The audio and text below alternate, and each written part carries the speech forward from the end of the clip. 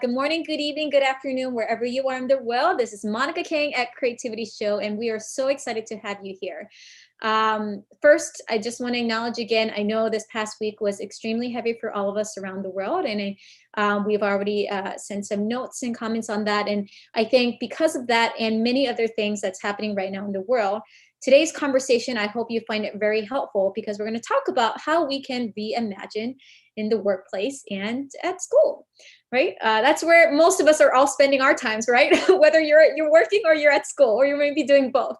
And I'm so happy because I have two wonderful friends here who not only lives and breathes that world, but actually really does the work of thinking about how do we make sure we're not just going to school and working, but actually do it well? Like, what does it mean to thrive? And by the way, we get that things have changed so much. So how do we reimagine? What are the questions we need to start asking now? And what should we not do? Just because in the past 3 months that I've been doing this show, things have been changing really fast, as many of your lives have.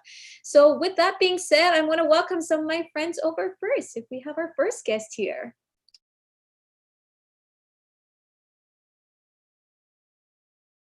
Thank you, Monica. My name is Surabhi. I wear many hats, but I would say broadly, I think a lot about the future of work from different vantage points. So I'm the Chief Impact Officer at Luminary, which is a women's collaborative hub and workspace. And the way that I think about the future of work there is certainly around gender and gender parity when it comes to pay, when it comes to position, and when it comes to opportunity. But also because Luminary is not um, just a co-working space. We certainly have a space. We are also a community that is dedicated to learning. And so a lot of my work is thinking about how do we help people who are in the professional world continue to learn and grow when they're not getting their needs met, say from a traditional learning and development program, because we know that people have a desire to learn. Oftentimes programs can't hold everybody who wants to be there. And oftentimes the programs that are offered by employers are ones that are amazing and can't cover everything that they want to cover. So one of the things that Luminary can provide are opportunities to learn, to fill in those gaps. I also am an adjunct and I teach management, leadership, career development. So in very real ways, influencing the future of work. And I also work with teams to think about how they work better in their own, what is almost an immediate future of their work, and have those conversations. And I think the future of work is really grounded in community and learning. And so I'm excited to talk with you and to talk with Brandon, because I know that we're going to have some good, exciting conversation and overlap.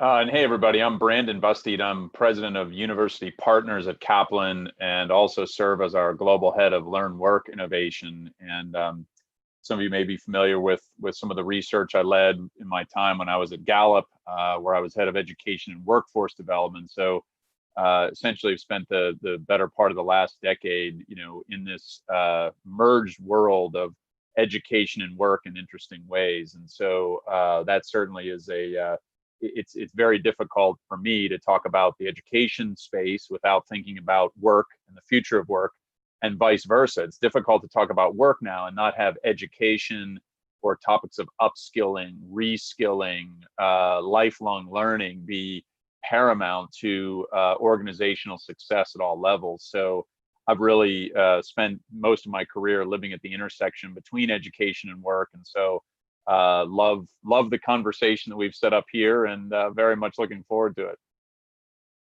Awesome. Well, thank you both very much for giving us an insight. And I hope you're seeing why I'm so excited to have both of them here today, and why I'm excited to have all of you to dive a little bit deeper. And so now I'm going to invite all of them to gallery view so you can see all three of us here now today. But, first kicking off with some questions, because I understand now, this is June. Today is June 8th, 2020, depending on what time zone people are, but June 8th for most of us. And this is right around the time we're starting to see more reopening happening around the world in different cities. We were just chatting about that actually before we went live, and just thinking about what does that mean and how we reimagine the workplace, reimagine the way school is done. Brandon, I know you've already been publishing some articles about what it means to like think about the gap year, or like if what they need to think about online learning. I know at least a lot of parents that I've been speaking with are just burned out. Survey, we've been speaking about the culture aspect as well. So just starting with actually even a big picture, like what's actually even a question that we should be start thinking more in regards to even reimagining to this reopening situation, because it just feels like there's a lot to even think about. Where do you even start? Surabhi, could we start with you to think about what's on your mind when you say like, I don't know where to start. Like, what should I even be worried about? I want to make sure my people are happy. I want to think about how I find good talent, but everything has changed. What do we do? Yeah, in the immediate, I think we think about safety, right? There are going to be people who cannot return to their physical workspaces because we don't have capacity. And so when you think about it in terms of that, we may see a rise in places that are co-working spaces or communal workspaces. As somebody who thinks about who is in the workforce and who isn't, I hope it will also lead us to places of shared work. So that might mean that Monica, you and I, or you, Brandon, and I share a job, but it means that we do it at different times, which will mean increased communication, which means that we need to be better at communicating, which will lead us to Brandon's learning in a minute. But I think that one of the things that's on my mind is safety. What does that look like? And I live in New York, and thinking about what does it mean to get anywhere in this city for me has always meant the subway. And if transportation doesn't feel safe, then how do workplaces start to feel safe? So for me, I think a lot about this interconnectivity of transportation, of access.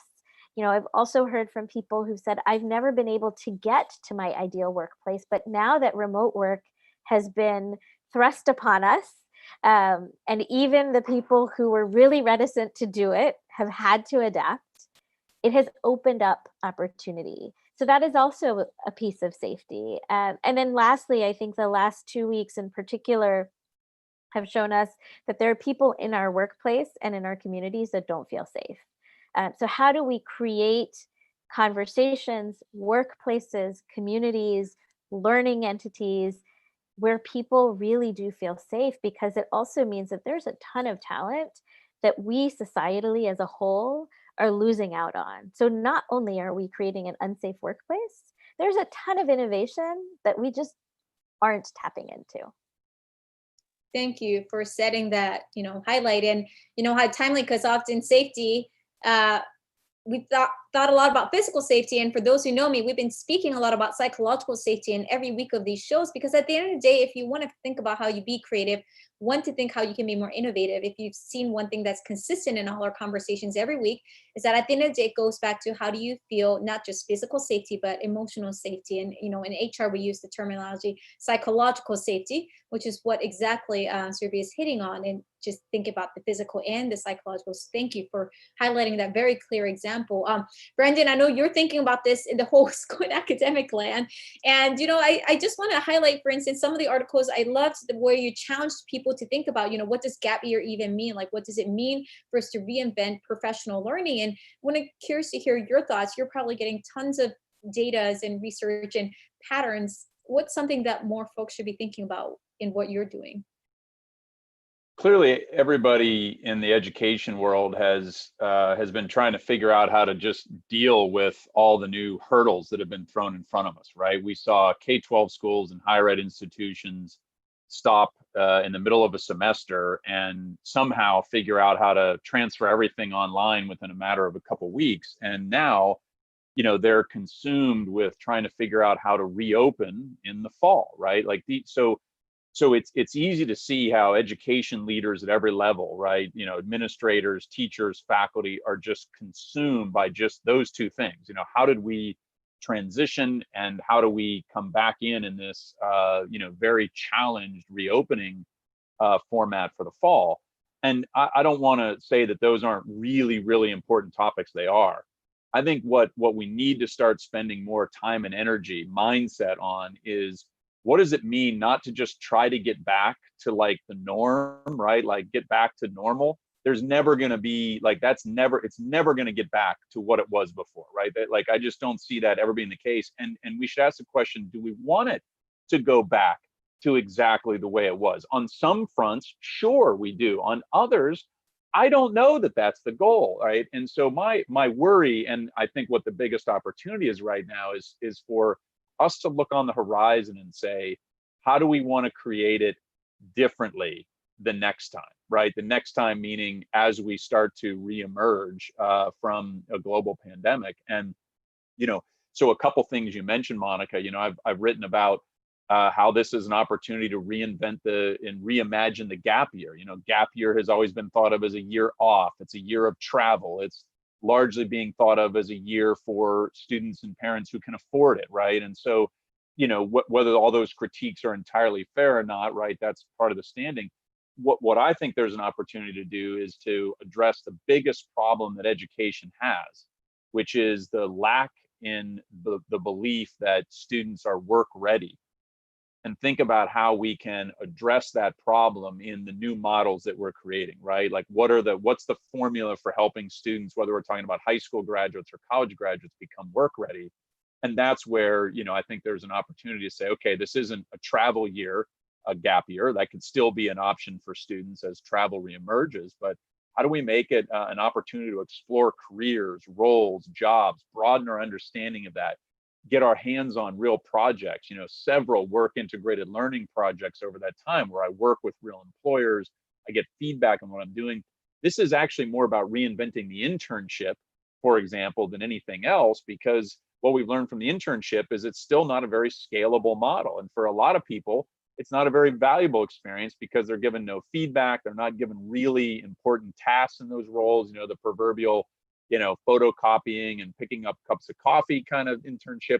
So, I mean, that's just one example, but I think there's a whole series of things where there's just going to be an explosion of innovation, not just in online education, but in what our quote unquote classroom or campus-based education looks like when we reemerge. And so I'll stop there, but I get enthusiastic about the potential innovation if we can carve out time and energy for people on our teams to be focused on that while we're dealing with, all the immediate issues of, how do I reopen in the fall? So many good nuggets that ties in. I feel like, Surabhi, you'll probably have a lot to add to that, thinking about, yes, that's exactly the reason why you focus on all these, aspects of culture, mindset, and all the work that you do on the workplace. But before I pass it back to you on the specific question, just to adding a few more thoughts and stats for the conversation. I mean, what's interesting is that, the reason why both of you do what you do is that this was already a problem before COVID-19, before all of this. Like, it was not like something that wasn't there, and I think it just made it exponentially like worse and good. It's just like now we see it under broad daylight. Oh, darn it, like I didn't realize there were so many things underneath the rug. And so what's so intriguing is that when I started the year in 2020, one of the articles that I kept quoting back to was the World Economic Forum, where they talked about the fourth industrial revolution, that, it's so crucial that we think about how we reinvent everything, we rethink about it, because AI machine learning is here. And that's something, of course, we've known. And it was like, that's why it's important to invest in people, because the workforce is not ready. Real skills is not being developed, quote, quote, soft skills. Sometimes I put that in quote, because as we know, soft skills is more than just soft. It is actually very critical. And we're still seeing this gap. And Brandon, I appreciate you ending that on the note with the clear word choice of if, because if implies that we have always a decision to make. And I hope that everyone who is watching and thinking about this is always constantly thinking about, don't see this as a passive, person that you're just, maneuvering and like, oh, that's happening out there, I wonder what to do with it. We have a decision to make every day if we choose to. So no action means we're choosing not to do anything with it. And that's probably part of the reason why things keep building up. And so since we are always about action, I want to continue to dive a little bit more with these two wonderful friends to explore a little bit more. Okay, that's great. This is a problem that existed for a while. It's now just been exponential with everything. So where do we start? What do we do? Surabhi, as you're listening, based on these 2 points and even what you've shared, I want to hear your specific thoughts on, because of this, if an entrepreneur and a leader comes to you and say, okay, Surabhi, I get it. It's so hard to find the right talent because, as Brandon has said, the students are not feeling ready to work. Like, what's something at least I can do to like help my staff be more equipped, or like, are there things that I should be training them, or like, what are skills that you think is going to be more important with COVID and even further? Yeah, so one of the things, Brandon, I really appreciate about what you said is it almost feels like we need to go back and revisit some things that were popular and then fell out of favor. So things like apprenticeships, things like co-op programs, that there are still many co-op programs that exist, but they have kind of ebbed and flowed, become more popular and not. And I worked for many years in career services offices, and I ran an internship program for an international organization for some time, and I was really responsible for bringing interns to New York to find internships. And so I feel really, really passionate that we should be teaching employers what a good internship looks like. So it is not, as Brandon, Definitely. you said, a time to photocopy, but really what is a project? And so when I would explain this to the employers I was working with, I would say, think about your back burner project, the one that you wish you could do if you had dedicated time. Because ultimately, those projects are often projects that are really meaningful. They're meaningful to the organization. They aren't necessarily what is needed to do your day-to-day, but your intern is going to walk away with a meaningful project that they have completed, that they can talk about when they go out into their next position, whether it is as a student or whether it is on the job market. You as an employer get something done that you haven't been able to do because you have dedicated project energy towards it. And it really shifted how people thought about an internship. Now, I don't mean that as an intern, you're not going to get some of the things that we often associate with internships, which might mean sitting in a meeting and writing up the notes. The other thing that I would often say to people is bring your intern with you to those meetings that are often closed doors, because those are things that you don't learn in the classroom. You don't learn how people act in a meeting in a classroom. You don't learn how difficult decisions are made. And then have a conversation with your intern afterwards about what was that like? What did it look like? So I think it is, some of the onus is on employers to scope their projects really, really thoughtfully and carefully. And then to think about the things that you necessarily don't think about as work that are really key to our day to day. So that is that, can this person shadow you in a meeting? Can they shadow you in a client call? Can they shadow you as you're talking about pulling together the deck for the client? And really, that person as an observer may be able to provide you information that your team can't. So for me, that's something that I would say to people as they were thinking about what makes for a good internship. Now, there are some rules that are vague by the labor department, and so you should always also think about, what is the right piece for you. But to Brandon's point, I think there's a lot of ways to learn, and this is a place that we can do a much better job about building these internships or gap years, or thinking about that. In my current role, we have been working with some fellowship programs that are international. And so we've been working with people who are coming from abroad to learn with us, and they are treated like part of our team, and they're given specific projects. And I think the onus on the intern or the fellow, or, if your gap year status, is thinking about what you want to learn. So also it's a two-way street. So if I'm coming in as into the employer, I might say, I really want to improve my writing skills, or I really want to be able to give a public presentation after this is over, and then the employer can make room for that. So yes, I feel like we've opened up lots of opportunities that may not have existed pre-COVID. Thank you. Thank you for highlighting that, which echoes so much, again, how connected these are. And so if you just, piggyback on even your earlier point about when you talked about the accessibility is part of the question, we need to think about safety and how transportation, workplace, education.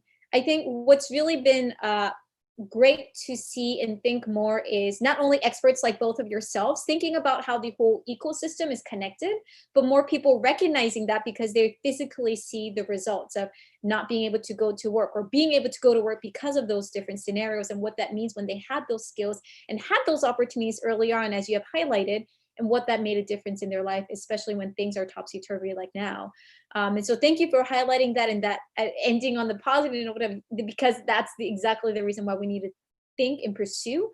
Brandon, want to circle back to you on that, which is, that's great. So like, I mean, I don't know if I could ask if you can spill the bean a little bit and share like examples of like teachers and educators out there. Okay, Brandon, tell us, if you're saying that it's gap, and as Surabhi has said, in the workplace, we're still not seeing enough students who are gaining those skills and walking into it.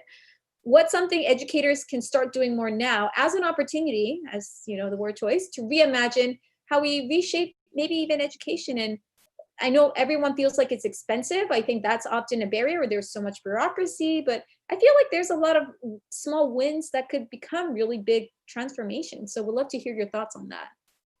Yeah, I mean, Surabhi kind of pointed it out. I mean, there a lot of things we're talking about were issues that were on the table long before COVID, right? And have been accelerated or made more painfully aware to us as we've had time to reflect, right? Like, you think about it, you can think about this through the lens of work, through education, through your own home or personal life. Like, what really matters, right? What do we really value? What's really necessary, right? So let me just take you through a couple of those examples. It's like, we've seen stories of college students who have been suing to get money back from tuition. And the claims have essentially been that, hey, I didn't get the experience that I paid for, meaning the experience, not the education, right? Or I didn't get the education the same way I wanted. So now there's all of a sudden all kinds of students and parents and teachers who are starting to dissect the question, what about this whole thing that we call education really matters most, right? What's kind of nice to have and what's absolutely necessary? And so you see it across the spectrum. You see some students who say, I'm not going to go back to college until I can do it the way that I wanted to do it, meaning, there's campus activities and there's sports and there's social life and there's, I'm in the classroom in person. And then there's others who are saying, okay, I'll do it online, but I want to pay less because I'm not, it's this fascinating conversation. And I'm even thinking about it through the lens of work. It was expected that we would travel a lot, right? If you wanted to go to a conference, if you wanted to have a big meeting with folks from different offices, if you work as part of a national or a global entity, these were expectations that you got on airplanes or, planes, trains, and automobiles in some form, you travel. Now that most of us have been doing video conferences and Zoom calls, I don't know that it's going to be necessary to do those things. Maybe you'll still prefer to do them from time to time. So anyway, if you step back from that, right, and you say, okay, what's really the fundamental ingredients of making education successful? It's the following things that come from a lot of the research that I was involved with at Gallup. It's, did I have some sort of a work integrated learning experience, right? And that could have been an internship, a co-op, an apprenticeship. It could also be examples like a project-based, long-term project that got closer to mimicking the kinds of things we do in the real world of work. So you put in one category work integrated learning. The other category is it was human. It was personal, right? I had a mentor who encouraged my goals and dreams, or I had a teacher who cared about me as a person. They were very human. Now, when I say both of those things, most all of us think about in-person experiences, right? Like that mentoring can only be done in person, one-on-one, and that work integrated learning. How do you do that if you can't do it in person? Well, the reality is we've seen an explosion of online internship opportunities, micro internships from organizations like Parker Dewey, who are booming right now in terms of demand for both on the employer side and the student side for short-term projects that students can do online from anywhere, because they still want to have this work experience. And then you get to the category of mentoring. there's an interesting example in the mental health realm right now. There was an article last week in the Washington Post about the surprising intimacy of Zoom-based mental health counseling. And it's being hailed by many as just as good, and in some cases, to some people, better than having to physically drive somewhere, right? Go through in some ways, the discomfort of walking into a building, being seen walking into a building that's labeled in a certain way, right? Like being in a waiting room with other people, and they might see me and somebody recognizes me. Anyway, the point is, there are very high quality examples of work integrated learning that's entirely online, and mentorship and human connection that's online. And so one thing I would make sure we all don't do is we don't, rush to judge a book by its cover, just because a lot of the online distance education that students were thrust into most immediately was not that great, right? There's examples of world-class, highly engaging online experiences that were designed to be that way. And so, you think about it, both of these critical things that we need to do in education, it'll be great when we can have the ability to do them in person again, but you're going to see a lot of folks who just start to revert to versions of this that are completely virtual and online, where we start to figure out ways how to be deeply human and deeply relational without always being in person one-to-one.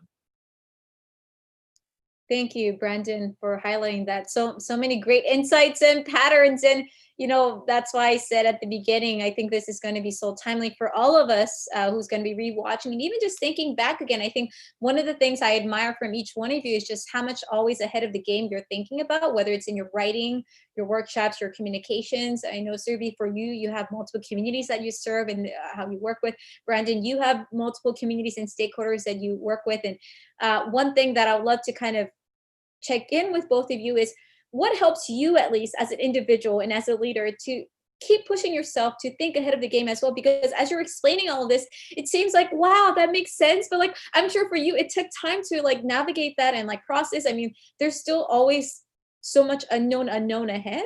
And it's great that we have some clarity that these are pieces of the puzzle. Yes, I get that. I know some of the in-person engagement is not exchangeable, but like online therapy, that's great that it's working for mental health, but like to have that, I still believe that it goes back to leaders' mindset of you as an individual, both of you having that curiosity to wanting to tie these pieces of puzzle and constantly challenge others to think forward. So Surabhi, I want to check in with you, like what actually helps you to think forward and find these patterns when others are kind of still like figuring out and not sure where to go? Some of it is I don't necessarily have a huge fear of failure. I think about that as a learning moment. And I have said to teams I've managed, we're going to try it. And if it works, great. And if it doesn't, we never have to do it again. And I think, we were talking about innovation, right? You somewhat have to have this mindset of not everything is going to work. However, we're not going to know what doesn't work about it unless we try some of it. So I think about this in terms of remote work, right? Remote work has been around for a long time. And Brandon can correct me if I'm wrong, but the Gallup study that I'd read said that the happiest, most engaged workers were working 2 to 3 days a week from home or remotely, not necessarily in their office. And that study must have come out 4 or 5 years ago. Yep. So now so I'm good, right? I'm good on my facts, Brandon. So now we are in this state where we have all been forced on a global level to work remotely. And people who were not early adapters on this have had to become that. So the reluctant adapters have had to adapt. So my question now is, this is great, but what happens now? What happens now? We were all in this equal playing field of all of us being remote. Now we're going to tiptoe into something where some people are remote and some aren't, but we know that it can work. And we know that people have done it. And we know that it maybe isn't as difficult as we thought. And so now my question is, so what? Well, we're not going to know unless we try. So what does it mean for your organization? Does it mean that some of your, everybody on your team gets 1 or 2 days that they're able to work remotely a week? Does it mean that there's certain times where you say to people, you know what, we know that flexibility is important and we can make it work. So there's times from, I don't know, 10 to 4 that any times outside of 10 to 4, rather, we're not going to have meetings. So we're going to allow for people who are caretakers, whether they be of young people or older people, or really maybe that's just your favorite yoga class. And frankly, that's just as important as parenting to your well-being in the office. And that's fine. So I really have a lot of hope and optimism. I am also a Gallup Strength certified coach. I also have futuristic in my top 10. So it makes me much more adaptable to be thinking about what if, because that's part of what my mindset is. But I think some of it too is we have to be afraid to fail. I mean, we have to be afraid that not afraid. We can't be afraid to fail. We have to have a learning mindset of whatever we might fail or trip at is a piece of information. It is something to learn from, and it's something that might think, oh, this didn't work well here, but maybe it could work well here, right? I think about all of the people who are inventors. I think Silly Putty and Velcro, right? Those innovations came because somebody was trying to design something completely different, and yet they came up with something that is valuable. So we have to adopt a little bit of this mindset of, we could try it. Now, you need to be calculated on what you try, but we can try it. What's the worst that's going to happen? What if we pilot it? In fact, in my years of career coaching, I would often tell people, if you're trying to get your supervisor to do something different, let's call it a pilot. And you need to commit to it being a pilot, right? So let's pilot this for 3 months. And then if it's not working, let's revisit it. Let's invite that feedback and that iterative learning into our conversations. Which I think is I love the word choices that you use. It's the pilot, it's, learning mindset, it's being open, it's looking at failure and risk differently, which is so timely because we're all making a lot of mistakes. I think even with Black Lives Matter all last week, everyone was just talking about, guys, everyone's going to be making mistakes, and how you even communicate, whether as an individual or a company, or even just what you communicate, how you care. And I think that goes back to even your Surabhi, your first comment about the importance of safety. And I love that that was the first word choice that you even had us thinking about into this whole adaptation. So Brandon, I'm curious, what helps you continue to think ahead? Tell us a little bit more. How do you stay ahead of the game and constantly stay creative through this? Well, I mean, Surabhi, there were a ton of awesome points you just made there, related to the mindset point, right? I think you have to, try to stretch yourself away from current norms and, in some cases, culture, right? Or within organizations, things that have been considered sacred cows forever. And you go, is that really, like, can we never change that? Is that like, that's hands off? I mean, I think all bets are off now in terms of what we can consider, right? And so when you think about, just examples of norms that have changed rapidly. I mean, you mentioned, now many of us are forced to work at home, had no choice, we're thrust into this, et cetera. It's okay. Almost any call I've ever been on, if my 9-year-old or 11-year-old was going to come screaming behind me right now, or I don't have a toddler, but if I had a toddler, if that toddler hopped up on my lap in the middle of this call, no one would have an issue with that. And if they did, people would be like, dude, not cool, right? Like, but before COVID, like, that was kind of not cool. Like, the dog barked, you're like, oh, I'm so sorry, my God, the dog's barking. I mean, I have a cat that yells, I have a dog that barks, I have 2 kids who are very, energetic and loud. And so that's just a simple example of norms that have changed. Like, we're all very, very accepting about that. And so, the same thing happens as we start to think about educational spaces, the workplace. And, for me, at least, I'll say a couple things. I've been in a number of conversations with college presidents and other leaders, including some leadership coaches who do a lot of coaching with senior leaders. And one of the things that came up as a conversation is that we really need to create time and permission to think on the horizon. That sounds really simple, but somebody who's in a very busy role with all kinds of pressing demands, it's really hard to kind of extract yourself from that, right? And create moments of just quiet or reflection or time for reading, right? That isn't like, purpose specifically for a task that I have to do in the moment. And so in the role that I'm in at Kaplan, like I'm actually, by the design of my role, I am given time and permission to think on the horizon. And so I take that as an incredible privilege that I have the ability to do that design into my role. As I think about universities that are being successful with innovation, they actually have carved out either people, right? So I think about Wake Forest as a great example. They have a position that's the vice president of innovation, and his job is to think about the horizon. They actually have a committee on their board of trustees, which I think is also incredibly unique. That's an innovation committee of their board. Now, that's an example of kind of creating an institutionalized, systematic approach to where innovation can live. And so, that's an example. But for me, it comes out in really simple ways. I have daily conversations with my team, and we kind of bat around ideas like, so what do you think's going to happen with whatever the topic is? And we chew on that for a little bit. And sometimes it sounds like, where are you going with this? I mean, just having those conversations around trying to imagine what the fall is going to look like and all the different scenarios that might play out. Those are good exercises to go through with teams, but it really comes down to giving the time and permission for it. And I worry that a lot of leaders just haven't, created that conscientious place, right? Time or place or just space in their mind for doing that. And that's something I think all of us have to challenge ourselves to do.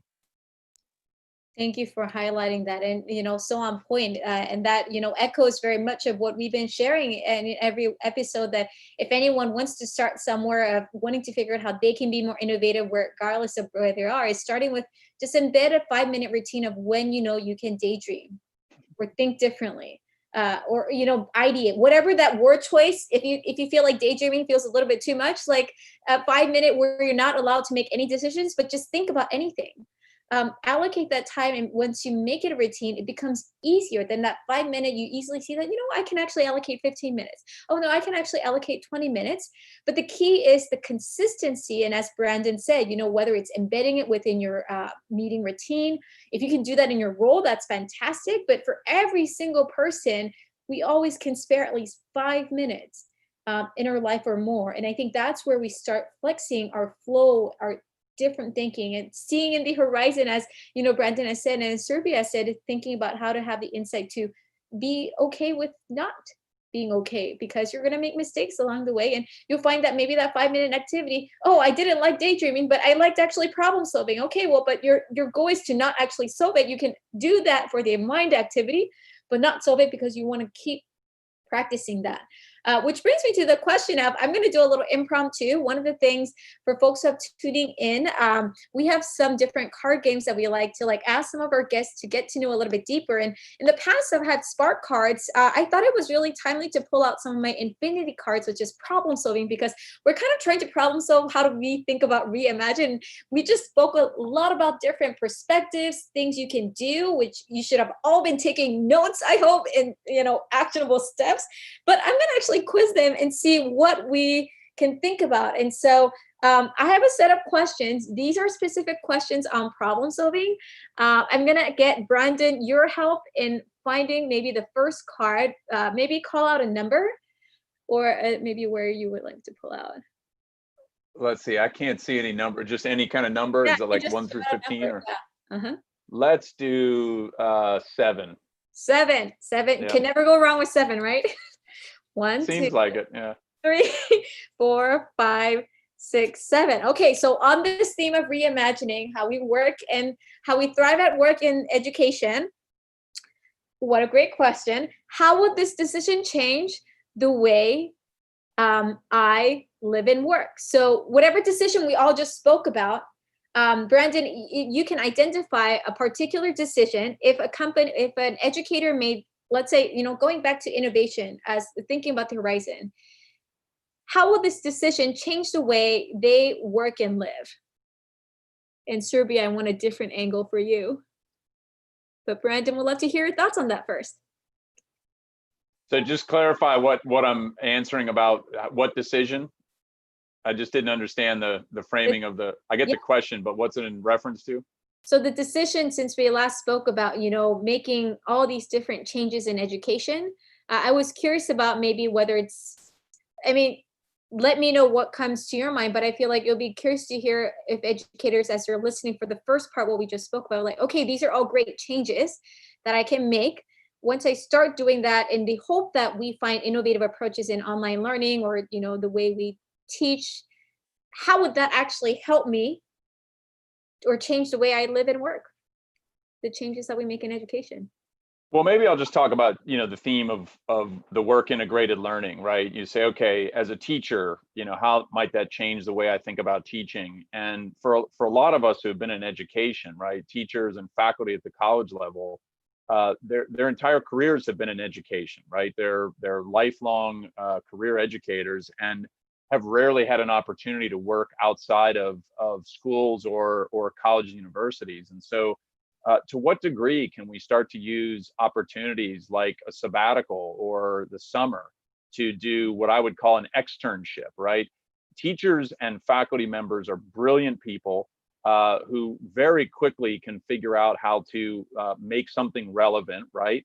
And so when you think about opportunities to kind of learn what's happening in the world of work, a lot of educators will quickly figure out how to integrate some of those insights into how they teach, right? Where it might be a case study, an example, whatever it might be. So to think about to what degree can we view opportunities in our career for externships where I can get exposure to the world of work, or even as a more simple step, right?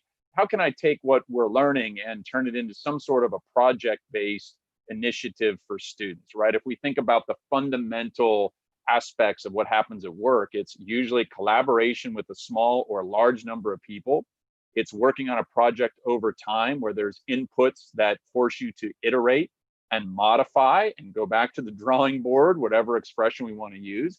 And ultimately some debate about which direction we might want to go, but sustained attention and dialogue around a particular task where there's a deliverable at the end, a deliverable that's not necessarily a grade, but a project or some sort of tangible deliverable. So, I would just say, stretch our thinking and how we bring work integrated learning into the classroom.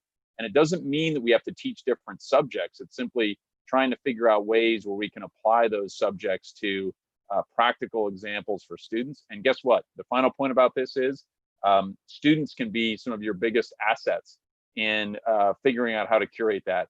The students who have jobs, whatever those jobs might be, to start to ask them what it is. What did they do as a volunteer? What did they do over the summer as a job? What is their current job, right, if they're working? And they might not think they're learning a lot in that job, but you start to ask some questions about it, and you can start to extract a lot of interesting insights and wisdom from it. So thinking about students as our asset and stretching their thinking around connections between work and learning. I love that. So it's basically, to recap, it's really understanding that as educators make some of these decisions and changes, whether it's innovative thinking about how I do online learning better, or like what policies I need to think about, is that there's multiple stakeholder benefits.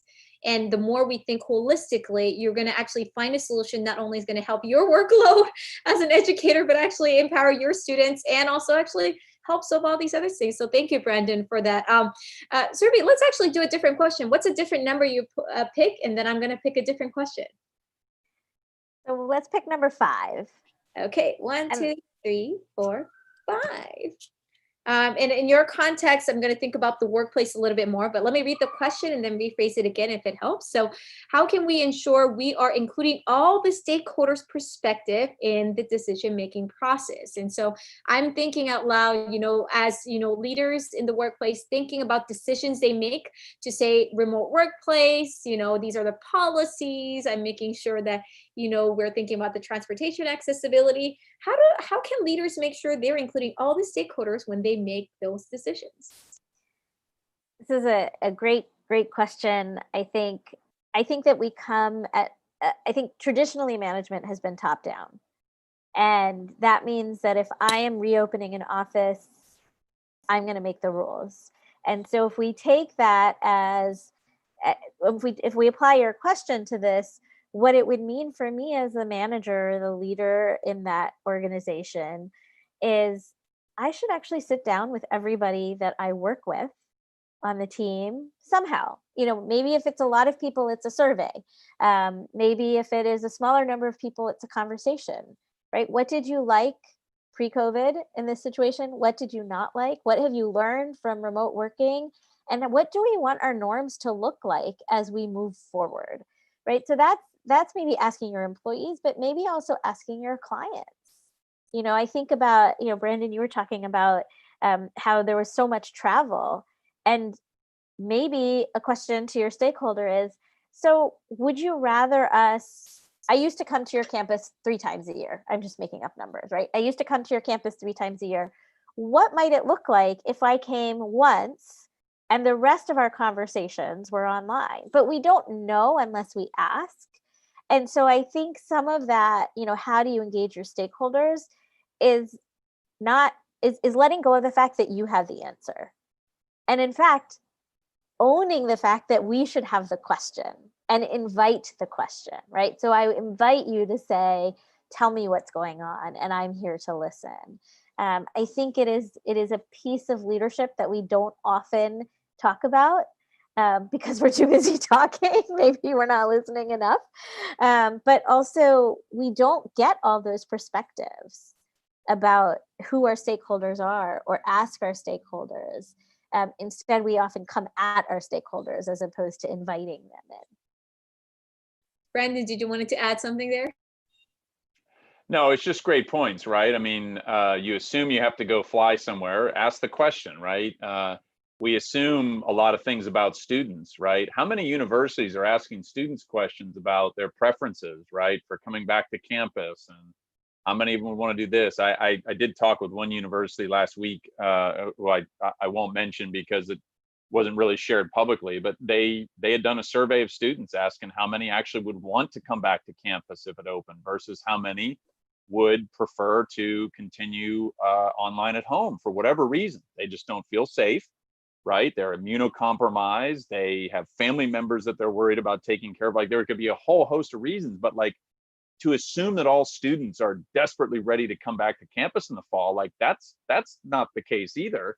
And then for the ones who are excited to come back, to what degree does the kinds of changes that happen on campus actually change their view of it? I mean, my point is, I don't know how much higher ed or K-12 has engaged their constituents in this dialogue. There's been a lot of planning from administrators and, a lot of decisions that were going on.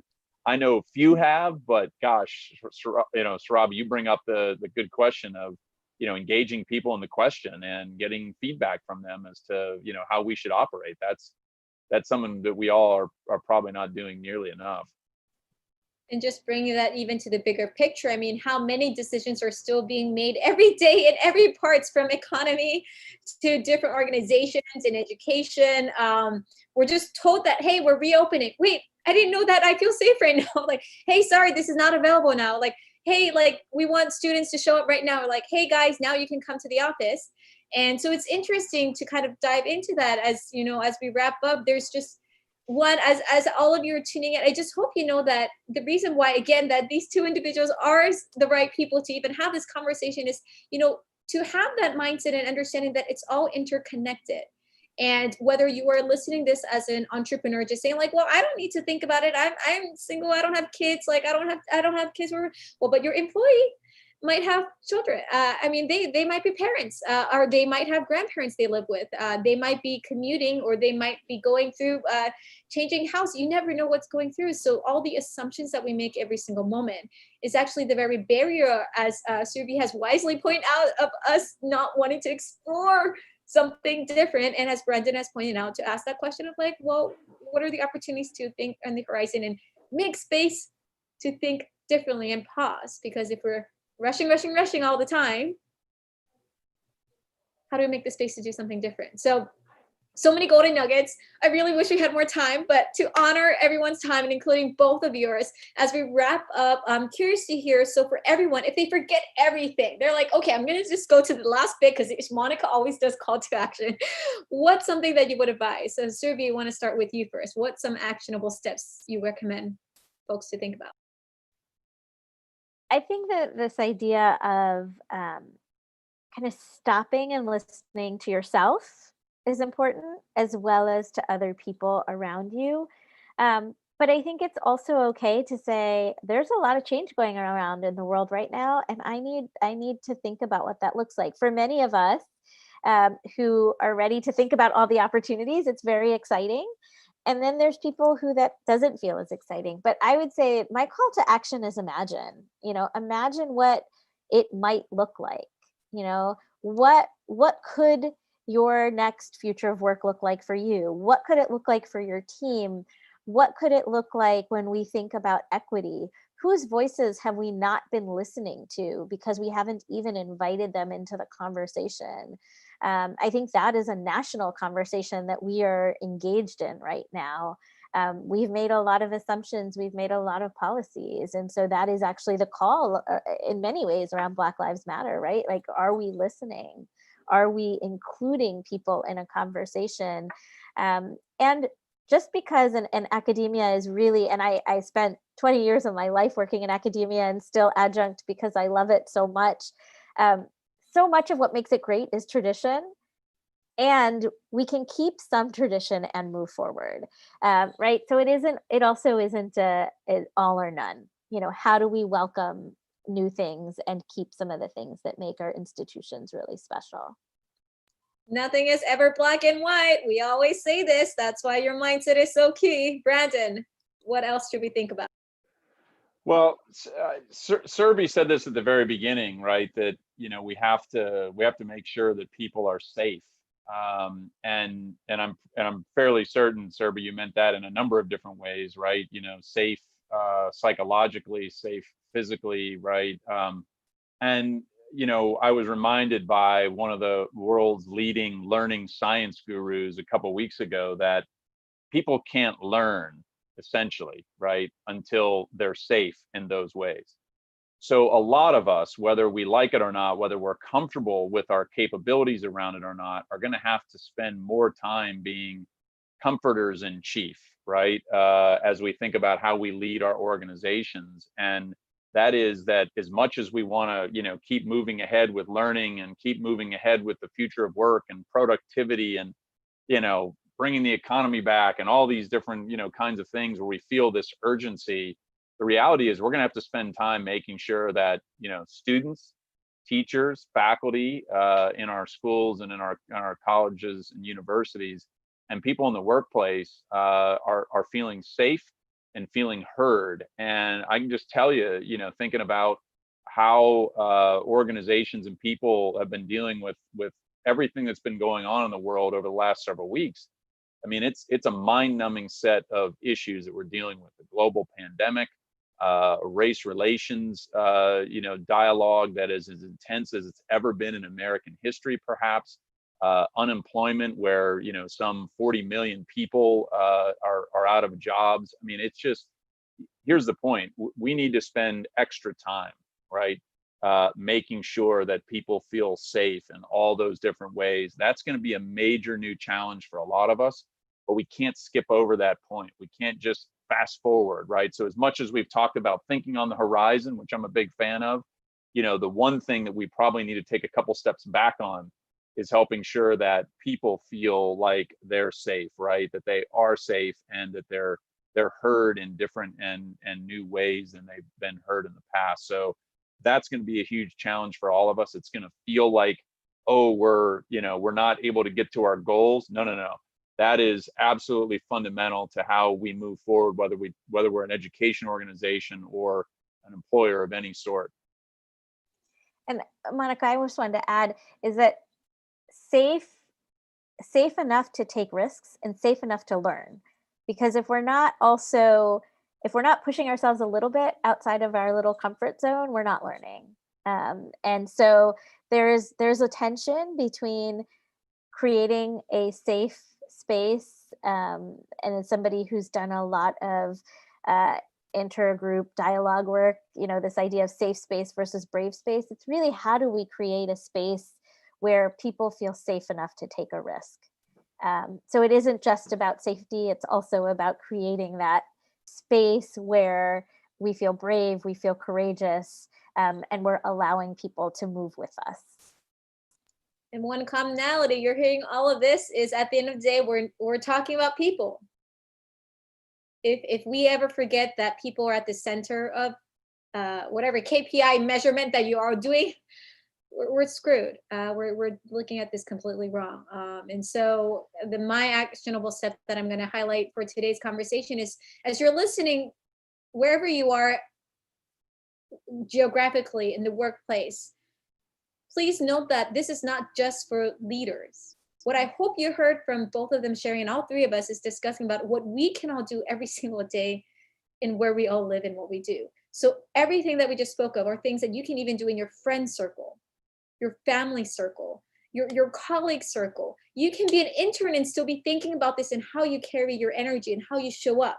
And I think the more we think about and be empowered to know that we always have the choice to think about how we shape that and co-create that, especially now when it's so much digital conversation and we have to rely on what we say and what we don't say, to be intentional about every mistake. So like, oh, did I say something maybe that person made upset? Like, if you feel safe, as Surabhi said, then it will be easier to follow up and say, oh, Surabhi, I'm sorry, like I said something, but this is what I meant. So be like, oh yeah, no, I get it. But like, if we didn't have that trust factor, so be like, I'm not really sure if Monica really meant it that way, or the same way with Brandon, with multiple stakeholders. If all of that, at the end of the day, I think we forget in the name of productivity and effectiveness to let that humanness go. And so I hope this was an important reminder how it's all connected, but also very actionable. So again, start small, pick one thing out of everything that we just talked about, one thing at a time. Maybe challenge yourself this week and say, what's one thing I can improve upon?